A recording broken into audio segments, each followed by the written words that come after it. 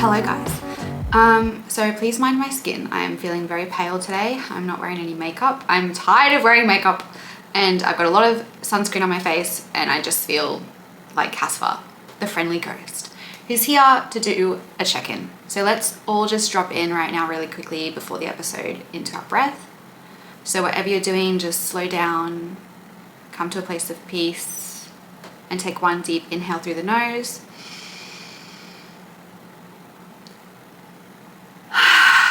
And a nice audible exhale. One more in through the nose and then a sip at the top.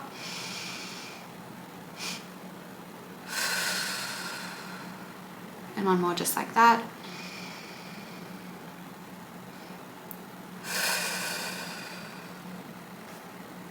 Amazing. Okay, so today's episode is most likely going to be very quick. I'm starting back at uni, so my time is constrained, but I love doing this. So I'm not going to stop, even if that means that the episodes are quite short. And today is going to be like the beginning of a little test episode that I'm doing, where this is kind of a speedy little book club episode. And I want to start talking about some of the books that I've been reading this year and just how wonderful they've been, and how informative and transformative they've really been for me. So this first book that I'm going to be talking about is called A Practical Guide to Personal Freedom, a Toltec wisdom book by Don Miguel, and it's called The Four Agreements is like the official title. It is a beautiful book, and what better way to pay homage to the book than to do a little lesson of the week from the book. So let's see. So this first lesson is going to be around some of the themes that I've talked about in other videos on my channel. But I mean, in one video, I will link it up here. I really talk about the power of discourse in our lives and the way in which, there is no self, but there is this sense of self that we can develop about who we are from discourse. And discourse is essentially dialogue that we are subjected to and engage in everyday interactions from birth, essentially, from the time we were infants. And it epitomizes the way in which discourse, influences our behavior and our thoughts and our beliefs.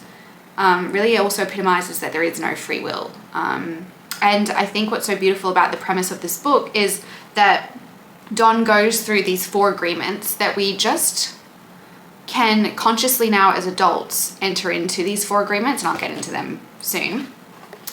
But the reason why we have existing agreements before, he talks about these four critical ones, is basically because of discourse and the way in which discourse can negatively impact our thoughts and our behaviors and our views about ourselves, the future, and the world from a young age. And he doesn't talk about it from the lens of this is the implications of discourse or discursive interactions between humans. Instead, he actually labels this process, I guess, from a more developmental perspective that's quite fascinating. And he describes it as our domestication, or the domestication of humans, which I think is so fascinating, such an interesting way to put it. And I'll just read through his ideas that he expresses because I think there's a lot we can learn from them. And he uses this obviously as the premise for the rest of the book. So this is before he talks about the four agreements.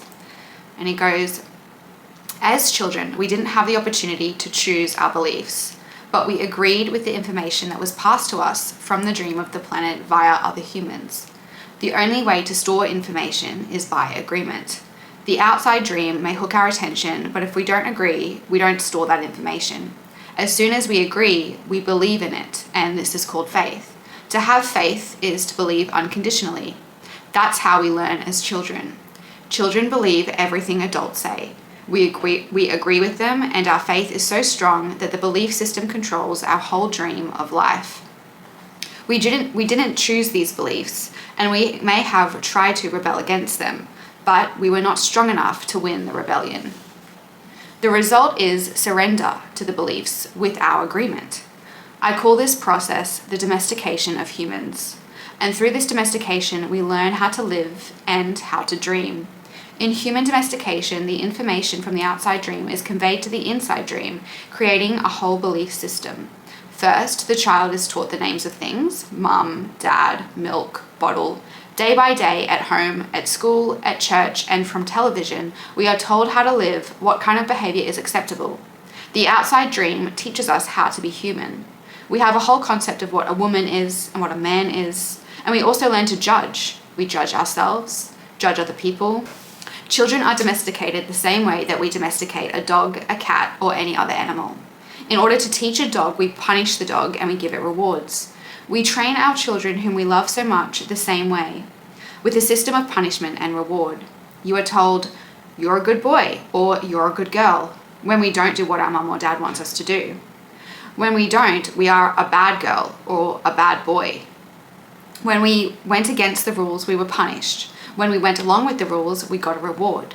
We were punished many times a day, and we were also rewarded in many ways, many times a day. Soon we became afraid of being punished and also afraid of not receiving rewards.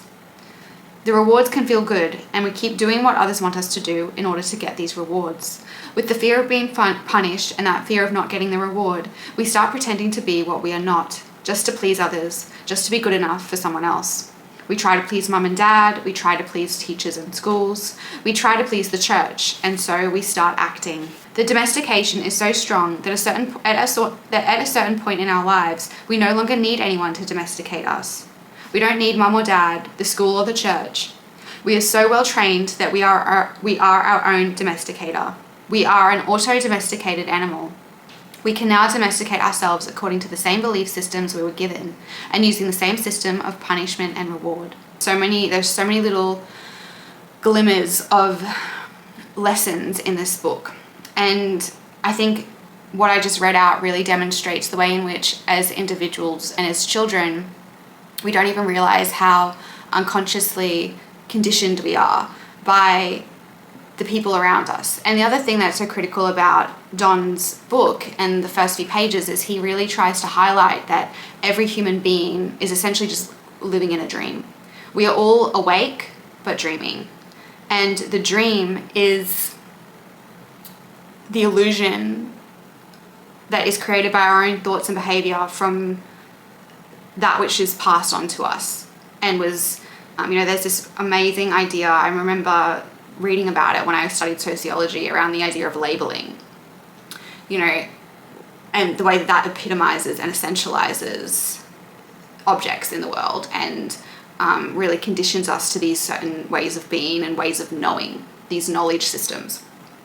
And that's dependent on social conditions, culture, things like that.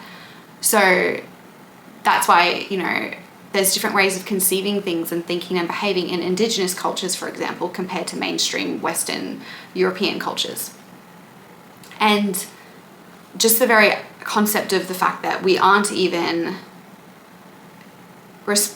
choose our own names, right? Everything that we learn is a product of knowledge that's passed on to us as truth. And we usually just unconsciously accept these things as truth. Oh, this is mum, this is dad, this is bottle, I am me. But then as we grow up and as we develop and we experience more turmoil in our lives or abuse or whatever it might be, we can internalize those experiences, internalize, for example, verbal labeling that we're useless or dumb or ugly. There are so many different developmental experiences that can really condition us and condition our beliefs about ourselves and really shape our dream, our perception of the world. And that's all it is a dream. It's not actually reality. Everyone's reality is constructed according to their thoughts and what they project outwards, which is based on what is imposed on them. And once you can lift that veil and realize that and realize the imposition of these beliefs, you can consciously realize, oh, that's not true. That doesn't have to be true. I'm not dumb, right? But another thing that he highlights is that these beliefs that we are, conditioned with from early on can become almost safe to us because they're familiar. Humans love predictability and we love safety. So we can cling on to these kinds of negative beliefs and these negative labels or thoughts about ourselves and the world and other people, and they become our safe havens in a way. And for example, he goes, the victim carries the blame, the guilt, the shame. It is part of us that says, poor me, I'm not good enough, I'm not intelligent enough, I'm not attractive enough, I'm not worthy of love, poor me. The big judge within us agrees and says, yes, you are not enough. And this is all based on a belief system that we never chose to believe.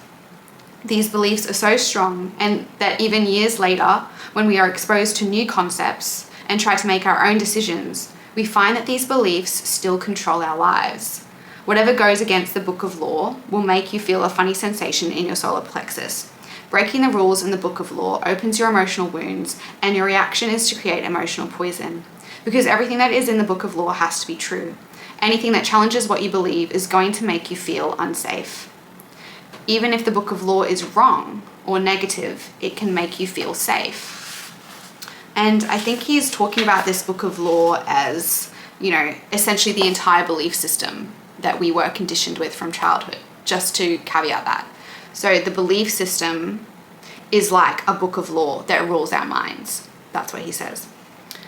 And so this book really details 4 essential agreements that we can make to ourselves that can challenge these fundamental conditioned beliefs that we were subjected to and unconsciously absorbed and agreed to from childhood. And I just think it's so incredibly powerful and simplistic as well. It's very simple. It's a very short book, and it's very beautiful. And the way that he conveys everything is, sometimes when you read this book, he's got some ideas in it where it's just like, oh, okay, that's a bit interesting. It's an interesting perspective. I think that's what makes the book so incredibly special. I'm so sorry, the lighting is just weird today. Let's dive into the actual 4 agreements now that I've gotten that out of the way as like the premise of the book, which is obviously quite fundamental. But the 4 agreements, starting with number 1, is be impeccable with your word. Speak with integrity. Say only what you mean. Avoid using the word to speak against yourself or to gossip about others. Use the power of your word in the direction of truth and love. Which, how amazing is that? That just falls along, the eightfold path, which is spoken about within Buddhist philosophy in terms of, right speech, being conscious of what we utter, always speaking from a place of truth and love and compassion. Be impeccable with your word. This is the first agreement that you should make if you want to be free, if you want to be happy, if you want to transcend the level of existence that is hell. Use the word in the correct way. Use your word to share your love. And it basically just talks about really using fundamentally our dialect and using our own verbal discourse to shift the power of the overarching discourse that has essentially ruined our lives, right? And again, going back to the foundational idea of discursive interactions and the idea of gossiping, that can just generate so much drama and so much distractions and so much unnecessary negativity and time wasting. So the first agreement is that you need to agree to be impeccable with your word and basically speak wisely, speak with love and not with hate, and speak the truth. Number 2, don't take anything personally. Nothing others do is because of you. What others say and do is a projection of their own reality and their own dream. When you are immune to the opinions and actions of others, you won't be the victim of needless suffering. So that's just amazing, because so much of our own personal suffering and experiences of negativity can stem from external interactions and taking things personally.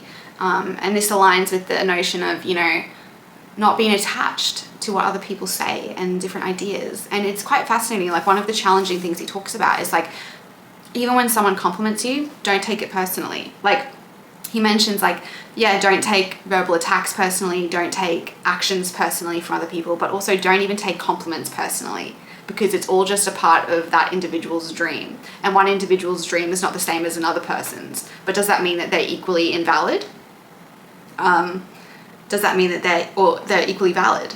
Like, it doesn't require a judgment to be assigned to it, but just don't take it personally. You can allow it to be, but don't attach yourself to it. Don't attach yourself to things and interactions and other people's choices in a personal way. Okay, number 3, which is one of my favorites as well. Don't make assumptions. Find the courage to ask questions and to express what you really want. Communicate with others as clearly as you can to avoid misunderstandings, sadness, and drama. With just this one agreement, you can completely transform your life. How amazing. And I think that's so incredible. Like, this can be tied to so many different areas of our lives that people may struggle with. If you're a people pleaser, right, and you're so scared to speak up for yourself and assert yourself or make requests, like you're making an assumption there that, you know, it's going to bother the other person, or it's not going to be okay if you speak up and ask a question.